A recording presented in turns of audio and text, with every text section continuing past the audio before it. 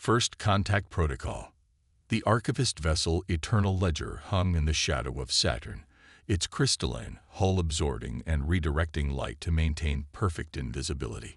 Captain Nextera stood on the observation deck, all four of her eyes fixed on the blue-green world spinning slowly in the main view screen. Anthropological assessment, final summary, she commanded, her voice reverberating through the neural interface that connected her to the ship's systems. Chief Xenobiologist Vexmore materialized beside her, his holographic form shimmering with the characteristic golden hue of the archivist elite. Preliminary classification.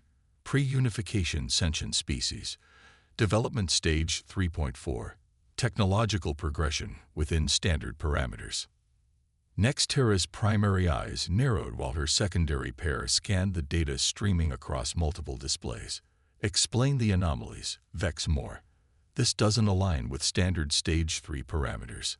The archivists had categorized, cataloged, and sometimes conquered over 4,000 sentient species across 7 galactic arms.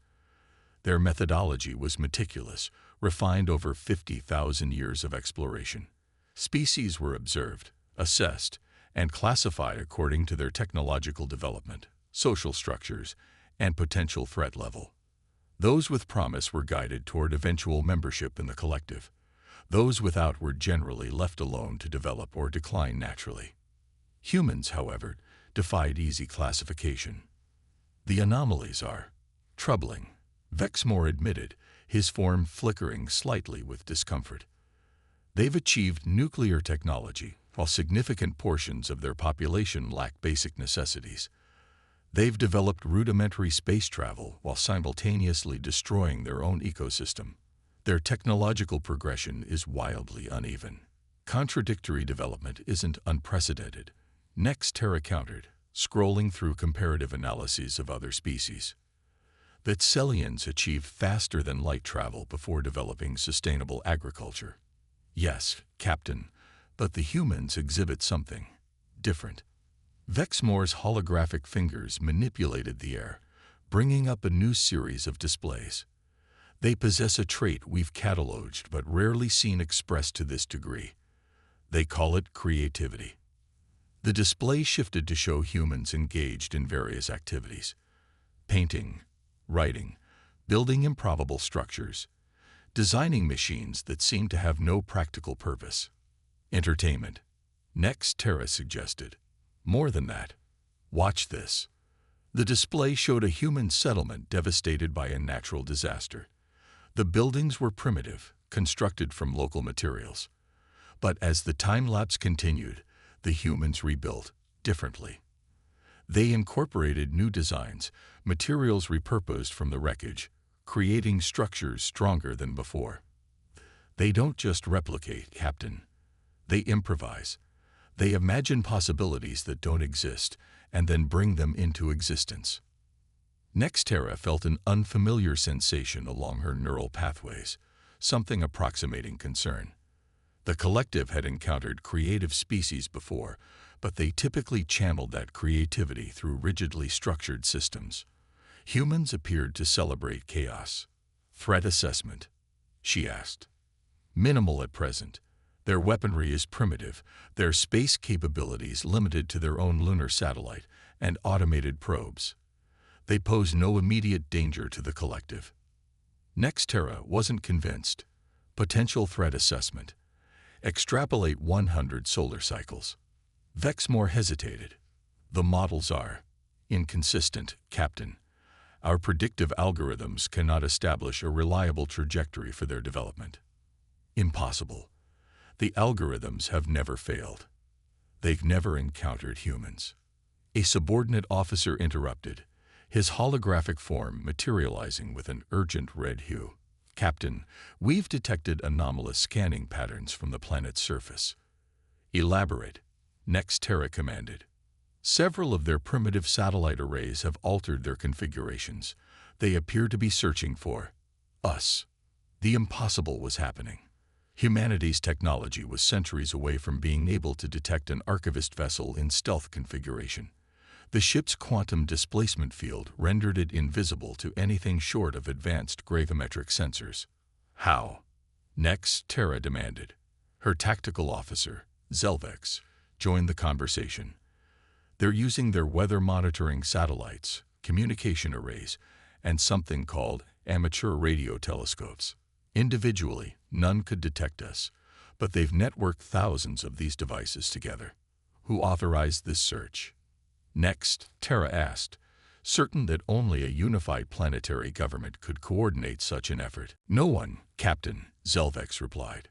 It appears to be a collaborative effort between multiple unaffiliated human groups. They're calling it Project Starwatch. It began as what they term a citizen science initiative. The implications stunned Nextera. Without central direction, without unified purpose, humans had improvised a detection system that shouldn't have worked, but did. New contact, announced the sensor operator. Multiple launch signatures from the planet's surface. Nextera's membrane flickered with alarm. Weapons? Negative, Captain. They appear to be small observation craft. Crude, but designed specifically to investigate the region of space we occupy. The bridge fell silent as the crew contemplated this development. No species at this technological stage had ever detected an archivist vessel, let alone mounted a response. We've underestimated them, Nextera said finally. Severely. The collective protocol for such situations was clear. Retreat, reassess, and if necessary, restrict. Species that demonstrated unpredictable development patterns were sometimes isolated, quarantined until they could be properly understood and managed. But something about these humans fascinated Nextera. Their chaotic, unplanned approach to problem-solving violated everything the archivists had learned about technological progression. It shouldn't work, and yet it did. Captain, Vexmore said hesitantly, collective protocol dictates immediate withdrawal. Nextera knew this, but found herself reluctant to leave. In 5,000 years of service to the collective, she had never encountered a species that so thoroughly defied classification. Prepare a first contact package, she said finally. Her officers stared at her in shock. First contact was never initiated with Stage 3 civilizations. The trauma was typically too great, the power imbalance too severe. Captain, Zelvex protested, they're nowhere near unification. They have over 200 separate political entities. Their dominant social paradigm is still competition rather than cooperation. They're not ready. They found us. Nextera said simply. They're ready enough. As the eternal ledger decloaked, becoming visible to conventional sensors, Earth's communications networks erupted with activity. Nextera monitored the humans' response with all four eyes, watching as confusion gave way to fear, then excitement, then a determined mobilization she would have thought impossible without central direction. Within hours, every major human government had formed crisis teams. Scientists worldwide shared data freely across political boundaries. Military forces went on alert, but refrained from hostile action. Most surprisingly to Nextera, ordinary humans organized themselves, setting up observation posts, creating information-sharing networks, preparing for whatever might come. Remarkable, she murmured. No central control, and yet they coordinate as if guided by a single mind. Not a single mind, Captain, Vexmore corrected. Many minds, each contributing what they can. When the first human transmission reached the eternal ledger, it wasn't from any government or official body, but from an international consortium of scientists, artists, and ordinary citizens who had quickly assembled themselves into an ad hoc first contact team.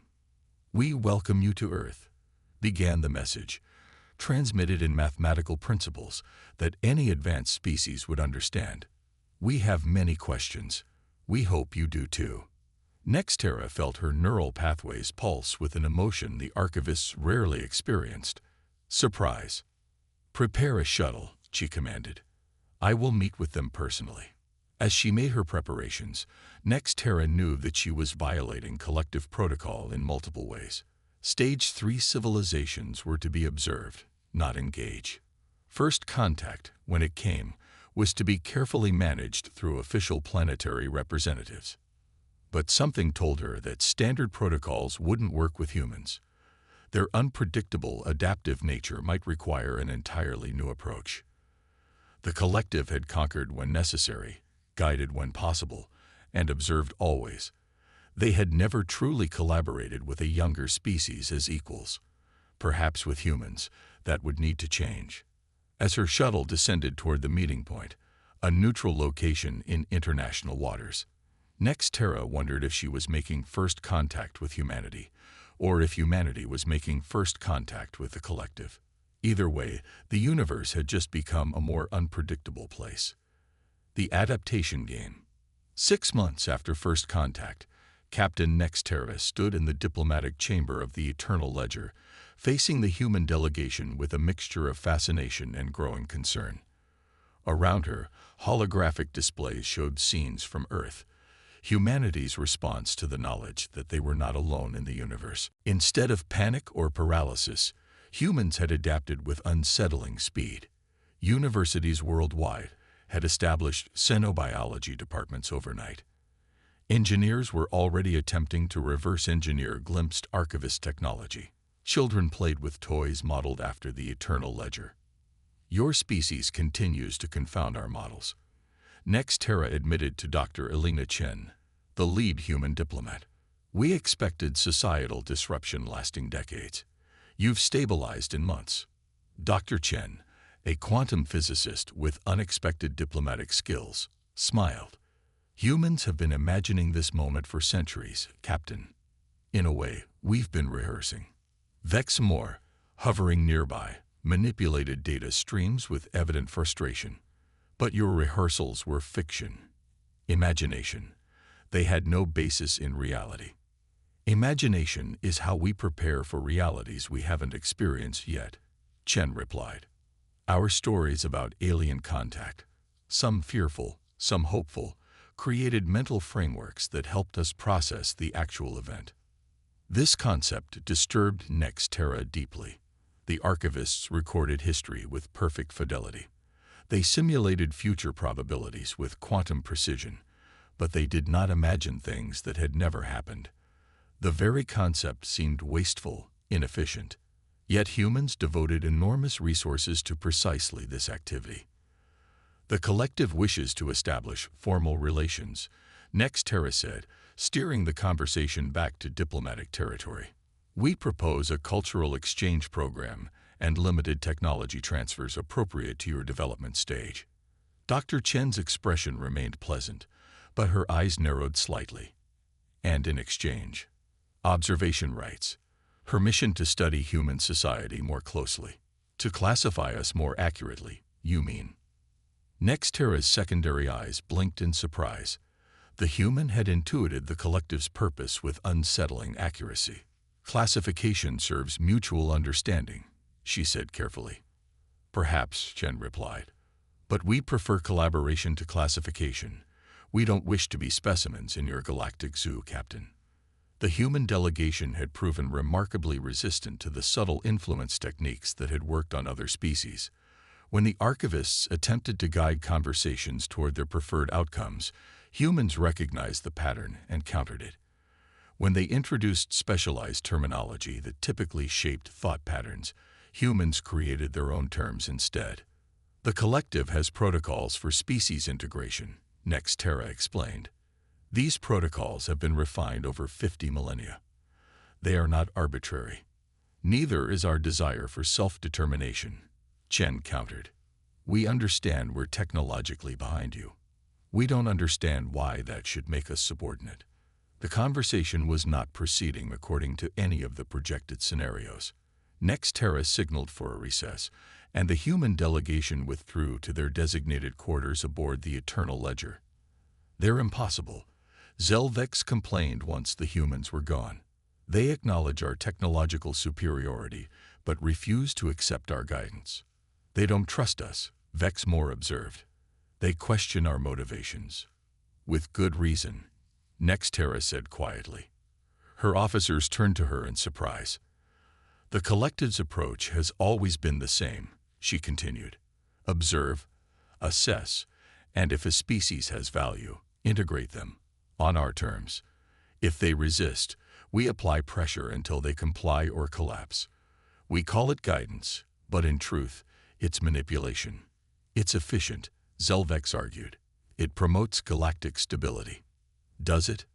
Next, Terra challenged. Or does it simply promote collective hegemony?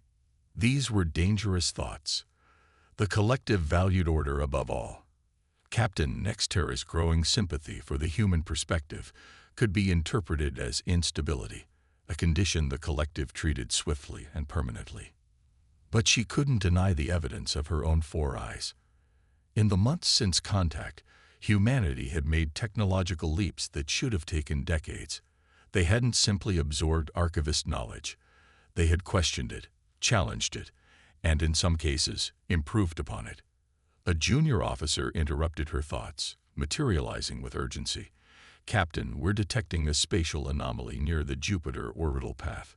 It appears to be a rift in subspace. The main display shifted to show a writhing tear in the fabric of spacetime, a phenomenon the archivists knew well and feared deeply. Subspace rifts could expand exponentially, consuming entire star systems if left unchecked. Containment protocols. Nexterra ordered immediately. Full power to the quantum stabilizers. Captain, the officer hesitated. The rift is unusual. Its harmonic signature doesn't match any in our records. That was impossible. The collective had documented every natural subspace phenomenon in 7 galactic arms. An unknown rift type couldn't simply appear, unless it wasn't natural. The humans, Nexterra realized aloud, checked their research facilities. Vexmore accessed Earth's still primitive data networks. Multiple facilities are experimenting with concepts derived from our subspace field equations. One in particular, the International Quantum Initiative, appears to be attempting to generate a stable wormhole. They're centuries away from such technology, Zelvex protested. They couldn't possibly. They've adapted our field equations. Vexmore interrupted, his holographic form pulsing with alarm. But they've approached the problem from an entirely novel theoretical framework. They're using principles we've never considered. The implications were staggering. The archivists had provided humans with basic information about subspace mechanics, carefully sanitized and simplified. Somehow, they had extrapolated, innovated, and implemented an entirely new approach within months. Open a channel to Dr. Chen, Nexterra commanded. Emergency priority. When the human appeared on screen, her expression was already grave. You're calling about the Jupiter anomaly. Your people created it, Nexterra stated. Inadvertently, I assume. Yes, the experiment was supposed to generate a microscopic, contained subspace pocket. Something went wrong. Chen's professional composure cracked slightly. We're trying to shut it down, but it's growing too quickly. If unchecked, it will consume your entire system within days, Nexterra informed her. The Eternal Ledger is deploying containment measures, but our capabilities are limited without collective reinforcement, which would take weeks to arrive.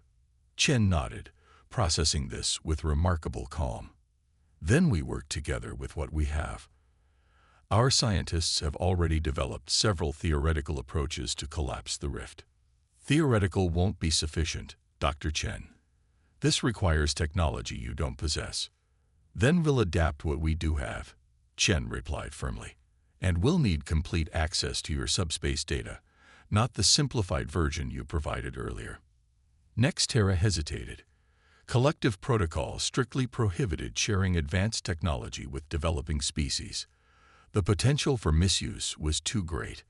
But the alternative was planetary extinction, not just for humans, but potentially for the archivist observation fleet as well. Granted, she said finally. I'll have Vexmore transfer the complete database immediately.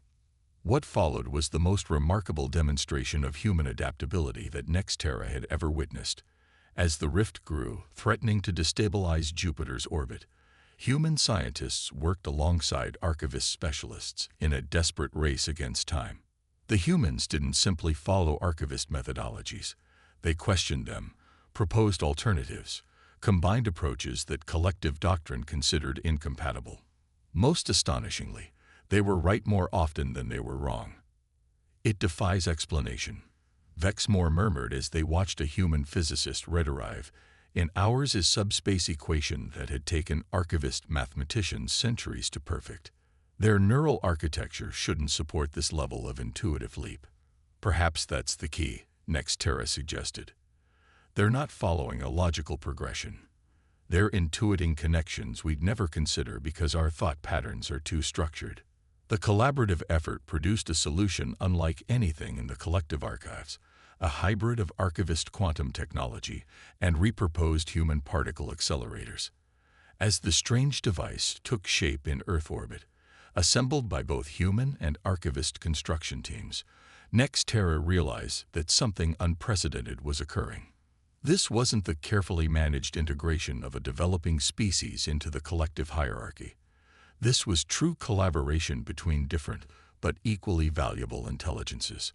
When the device activated, generating a counterharmonic that caused the rift to collapse in upon itself, the humans celebrated with characteristic emotional intensity.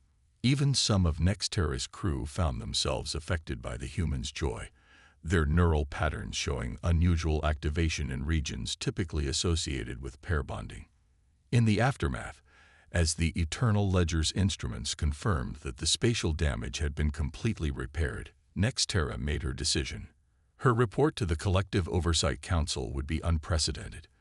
Instead of recommending the standard integration protocol for humanity, she would propose something new, an alliance of equals. "They'll resist," Zelvex warned when she shared her intention. "The Council has never accepted a developing species as an equal partner. The Council has never encountered humans," Nextera replied. She knew the risk she was taking. Her career, possibly her life, would be forfeit if the Council rejected her recommendation, and she persisted. But the events of the past 6 months had convinced her that the standard approach would fail with humanity. And worse, would deprive the collective of humanity's greatest gift, their unpredictable creativity. When she met with Dr. Chen to discuss the future of human-archivist relations, Nextera abandoned the carefully scripted diplomatic approach that had served her for 5 millennia. "Your species terrifies mine," she admitted frankly. "You develop too quickly. You take too many risks. You imagine possibilities that should not exist and then bring them into being." Chen smiled. "That sounds like a compliment from where I'm standing." "It is," Nextera confirmed. "The collective has mapped the stars, categorized millions of life forms, created a galactic civilization spanning 7 spiral arms. But we have done so through methodical progression, careful planning, and rigid adherence to established patterns. And we're chaotic." "Gloriously so," Nextera agreed. "You achieve in decades what should take centuries. You solve problems with solutions that should not work, but do. You fail constantly, learn from those failures, and emerge stronger." "So where does that leave us?" Chen asked. "We won't accept being classified as your subordinates, Captain. Not even benevolently guided ones." "No," Nextera agreed. "I don't believe you would, which is why I am proposing something the collective has never offered before. Partnership." Chen's eyes widened slightly. "Equal partnership. As equal as possible given the technological disparity, which I suspect will diminish more rapidly than my people are prepared for." The human was silent for a long moment, studying Nextera with those strange, single-pupilled eyes that somehow conveyed more emotion than the captain's 4 specialized organs. "Why?" Chen asked finally. "Why break with your protocols for us?" Nextera considered how to express a concept that had been forming in her neural network over months of observing humanity. "Because the universe is not a ledger to be balanced, a dataset to be categorized, or a problem to be solved," she said finally. "It is a mystery to be explored. My people have forgotten that. Yours remind us." As human and archivist began drafting the framework for an unprecedented alliance between their civilizations, Nextera reflected on the strange journey that had brought her to this point. She had come to Earth expecting to find another entry in the collective's vast catalog of developing species. Instead, she had found a mirror, one that reflected not what the archivists were, but what they could become if they remembered how to embrace the unexpected. The unpredictable variable, it seemed, had been the collective all along.